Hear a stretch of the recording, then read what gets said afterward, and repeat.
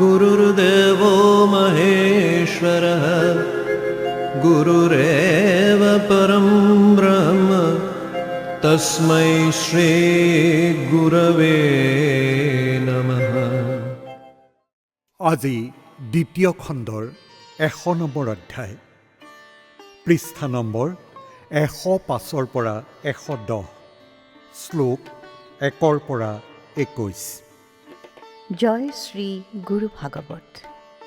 Doctor Chandrabhanu সতপুথি ডাঙৰীয়াৰ দ্বাৰা ৰচিত আৰু শ্ৰী অঞ্জন শৰ্মা ডাঙৰীয়াৰ দ্বাৰা অনুবাদ। শ্ৰী গুৰু ভাগৱত। আজি আমি শ্ৰী গুৰু শিষ্যৰ সম্পৰ্ক, শ্ৰী গুৰুৰ ভক্তিৰ বিষয়ে শুনো আহক।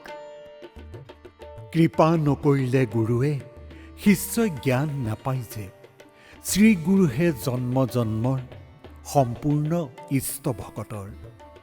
যেতিয়ালৈ শ্ৰী গুৰুদেৱে কৃপা নকৰে তেতিয়ালৈ শিষ্যৰ জ্ঞান প্ৰাপ্তি নহয়। জন্ম জন্মান্তৰ পৰ্যন্ত শ্ৰী গুৰুই হ'ল ভক্তৰ বাবে সগুণ ৰূপৰ ইষ্টদেৱ। ভক্তই কয় মোৰ ভক্তি অৰ্পণ কৰোঁ গুৰুৰ প্ৰতি, অনিত্য বুদ্ধি ই অসত্য, ভক্তি মূলে গুৰুহে নিত্য। ভক্তই যদি এনেদৰে কয় যে গুৰুৰ প্ৰতি অৰ্পিত ভক্তি তেওঁৰ নিজস্ব, তেন্তে সেই বক্তব্য অসত্য আৰু সেয়া নশ্বৰ বুদ্ধিৰে প্ৰেৰিত। প্ৰকৃততে ভক্তিৰ মূলতেও শ্ৰী গুৰুহে নিত্য। শুদ্ধ ভক্ত আকৰ্ষণৰ ভক্তি জগাই হৃদয়ৰ, উদ্ৰেক কৰে ভক্তিভাৱ, গ্ৰহিতা হয় গুৰুদেৱ। ভক্তক আকৰ্ষণ কৰিবলৈ শ্ৰী গুৰুৱে সেই ভক্তৰ হৃদয়ত ভক্তি জাগ্ৰত কৰে আৰু মনত ভাৱৰ উদ্ৰেক কৰে। পিছত এই ভাৱসমূহো শ্ৰী গুৰুদেৱেই গ্ৰহণ কৰে। শ্ৰী গুৰু কৃপা অবিহনে ভক্তি নাজাগে অন্তৰতে, নহয় জ্ঞান তথা কৰ্ম, নহয় পুণ্য কিম্বা ধৰ্ম। শ্ৰী গুৰুৰ কৃপা অবিহনে ভক্তৰ হৃদয়ত ভক্তি জাগ্ৰত হ'ব নোৱাৰে। সেই ভক্তই জ্ঞান লাভ কৰিবও নোৱাৰে, কৰ্মও সফল নহয় আৰু ভক্তিও নহয়, তথা ধৰ্ম পালনতো ব্যৰ্থ হয়। গুৰু কৃপা শক্তি মিলিলে পাপ প্ৰবৃত্তি কমি থাকে, বিবেক শক্তি জন্মতাত নিত্যানিত্য হয় প্ৰতিত। শ্ৰী গুৰুৰ কৃপা শক্তি লাভ কৰাৰ পিছত ভক্তৰ পাপ প্ৰবৃত্তি কম হ'বলৈ ধৰে আৰু বিবেক শক্তি উৎপন্ন হ'বলৈ আৰম্ভ কৰে, তথা নিত্য অনিত্যৰ ভেদাভেদৰ অনুভৱ প্ৰাপ্ত হয়। মুক্তিপথ গুৰু নিৰ্দেশে আন্তৰিক বাহ্যৰ সতে, আগবাঢ়িলে সেই পথে প্ৰগতি কৰে ধীৰে ধীৰে। শ্ৰী গুৰুৱে মুক্তিৰ বাহ্যিক আৰু আন্তৰিক মাৰ্গ প্ৰদৰ্শন কৰায়। সেই পথেৰে অগ্ৰসৰ হৈ ধীৰে ধীৰে ভক্তই প্ৰগতি কৰে। গুৰু শক্তিৰ সঞ্চাৰেৰে দিব্যভাৱ জাগে মনতে, ভাৱনা হৈ প্ৰেমময়, কৰ্ম হৈ পৰে পুণ্যময়। গুৰু শক্তিৰ সঞ্চাৰ দ্বাৰা ভক্তৰ মনত দিব্যভাৱ জাগ্ৰত হয়। তেতিয়া ভক্তৰ ভাৱনা প্ৰেমময় হৈ পৰে আৰু তেওঁৰ দ্বাৰা পুণ্যাত্মক কাম কাজ হ'বলৈ ধৰে। শ্ৰীগুৰুৰ মুখলৈ চাই নিজকে নিজে পাহৰি যায়, নিদ্ৰা ভোজনকো পাহৰে, গুৰু দ্বাৰত পৰি থাকে।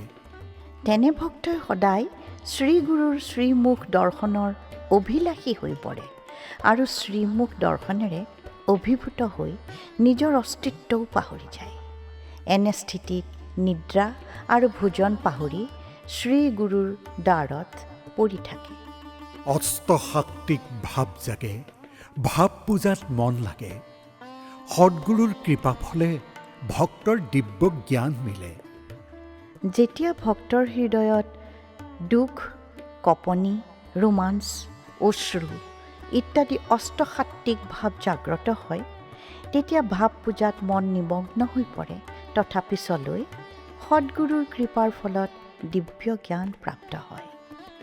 তেনে স্থিতিত ভক্ত শান্ত, মাজে সময়ে যে উন্মত্ত, সময়ে সময়ে আনন্দ, কেতিয়াবা যে নিৰানন্দ। তেনে স্থিতিত ভক্ত কেতিয়াবা শান্ত, কেতিয়াবা উন্মুক্ত হৈ পৰে, কেতিয়াবা তেওঁ আনন্দ ভাৱত নিমগ্ন হৈ ৰয় আৰু কেতিয়াবা নিৰানন্দ হৈ পৰে। গুৰুক স্মৰি কান্দি থাকে, বিনা কাৰণে হাঁহি থাকে, নিজৰ প্ৰতি নাই ধ্যান, শ্ৰীগুৰু স্মৰণে মগন। স্থিতি এনে হৈ পৰে যে পিছলৈ গুৰুক স্মৰণ কৰি কৰি কেতিয়াবা তেওঁ কান্দিবলৈ ধৰে, কেতিয়াবা আকৌ কাৰণ নোহোৱাকৈ হাঁহি থাকে। নিজৰ প্ৰতিয়েই তেওঁৰ ধ্যান নাথাকে আৰু সদায় শ্ৰীগুৰুৰ স্মৰণতেই মগ্ন হৈ থাকে। প্ৰায়েই নীৰৱ হৈ থাকে, মনে মনে আলাপ কৰে, গুৰুক নিতৌ স্মৰে মনে, নিদ্ৰা সপোন জাগৰণে। তেনে ভক্ত প্ৰায়েই নীৰৱ হৈ থাকে আৰু মনৰ ভিতৰতে শ্ৰীগুৰুৰ সৈতে আলাপ কৰি থাকে। তেওঁ নিদ্ৰা, স্বপ্ন আৰু জাগ্ৰত অৱস্থাটো সদায় শ্ৰীগুৰুক মনেৰেই স্মৰণ কৰি ব্যাকুল হৈ পৰে। বাঢ়ি যায় দাড়ি চুলিও, বিতৰাগী হৈ পৰে তেওঁ, অন্ন জল মুখ নিদিয়ে, অহৌবলীয়া ৰূপ ধৰে। তেওঁ নিজৰ দাঢ়ি চুলি বঢ়াই লৈ বৈৰাগী হৈ ভ্ৰমি ফুৰে তথা অন্ন জলো ত্যাগ কৰে। এনে স্থিতিত দেখিলে তেওঁক অৰ্ধ পাগল বুলি ভাৱ হয়। গুৰু প্ৰেমত মজি থাকে, বিভিন্ন স্থানে ঘূৰি ফুৰে, বাহ্যৰূপে তেওঁ চঞ্চল, নিশ্চল পিছে অন্তঃস্থল। গুৰু প্ৰেমত নিমগ্ন হৈ তেওঁ এক স্থানৰ পৰা অন্য এক স্থানলৈ যায়। বাহ্যিক ৰূপত চঞ্চল যেন বোধ হ'লেও প্ৰকৃততে আন্তৰিক ৰূপত তেওঁ সুস্থিৰ হৈ থাকে। তেওঁ খাই গুৰু উচ্ছিষ্ট, ভোজন কৰে মন শুদ্ধ, গুৰু সেৱা কৰিবলৈকে নিতৌ থাকে ব্যাকুলভাৱে। শ্ৰীগুৰুৰ উচ্ছিষ্টও তেওঁ শুদ্ধ মনেৰে অতি প্ৰেম ভাৱেৰে খায় তথা শ্ৰীগুৰুক সেৱা কৰাৰ বাসনাই তেওঁক ব্যাকুল কৰি ৰাখে। ভাল নাপায় সংসাৰ, গুৰু অবিহনে অসাৰ, শ্ৰীগুৰুক কৰি স্মৰণ, নিতৌ হয় ভাল মগন। শ্ৰীগুৰু অবিহনে এই সংসাৰ ভক্তজনৰ বাবে তিক্ত হৈ উঠে আৰু সকলো সাৰহীন ভাৱ হয়। শ্ৰীগুৰুক স্মৰণ কৰি তেওঁ সদায় ভাৱমগ্ন হৈ থাকে। গুৰুৰ সতে প্ৰীতি হ'লে দিব্য আনন্দ নিতৌ মিলে, মন হৈ পৰে পুলকিত, অন্তৰ হয় আলোকিত। শ্ৰীগুৰুৰ প্ৰতি প্ৰেম হোৱাৰ পিছত তেওঁ নিত্য দিব্য আনন্দ লাভ কৰে। তেওঁৰ মন পুলকিত হৈ পৰে আৰু আলোকিত হৈ পৰে হৃদয়। লভে জ্ঞানৰ তৰোৱাল, অজ্ঞানতা হয় নিৰ্মূল, ধৈৰ্য ঢাল হাতত পায়, গুৰুৱে মুক্তি পথে যায়। এনে ভক্তক শ্ৰীগুৰুৱে জ্ঞানৰ তৰোৱাল প্ৰদানেৰে অজ্ঞানতা নিৰ্মূল কৰে আৰু ধৈৰ্যৰ ঢাল হাতত দি তেওঁক মুক্তিৰ পথলৈ লৈ যায়। ভক্তৰ হৃদয় পীঠতে বাস কৰে শ্ৰীগুৰুবৰে, হৃদয় ৰথৰ সাৰথি, ভক্তৰ ৰক্ষণ মহাৰথী। ভক্তৰ হৃদয় পীঠত শ্ৰীগুৰুৱে বাস কৰে। প্ৰকৃততে ভক্তক ৰক্ষা কৰা মহাৰথী শ্ৰীগুৰুই হ'ল ভক্তৰ হৃদয়ৰূপী ৰথৰ সাৰথি। হৃদয়ত শ্ৰীগুৰু বহে, শিষ্য গুৰু সম হৈ পৰে, ভক্ত হৈ পৰে গুৰুমনা, গুৰু শক্তি হয় উন্মনা। হৃদয়ত শ্ৰীগুৰু হৰি বাস কৰাৰ পিছত শিষ্য শ্ৰীগুৰুৰ সমান হৈ পৰে, অৰ্থাৎ তেতিয়া গুৰু আৰু শিষ্যৰ পাৰ্থক্য সমাপ্ত হৈ যায়। যেতিয়া ভক্তৰ মন গুৰুমুখী হৈ পৰে তেতিয়া ভক্তৰ অন্তৰ্নিহিত গুৰু শক্তি ঊৰ্ধ্বমুখী হৈ পৰে। ভাৱ সম্পৰ্ক বাঢ়ি গ'লে বহুত জন্ম ধৰি চলে, সৰ্বপাপ পুণ্য শিষ্যৰে শ্ৰীগুৰুৱে বহন কৰে।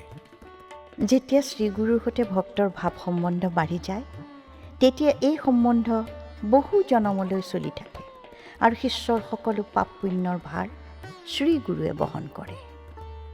আজিলৈ আমি ইমানতে সামৰিলোঁ। অহা খণ্ডত পুনৰাই লগ পাম। জয় শ্ৰী গুৰু ভাগৱত।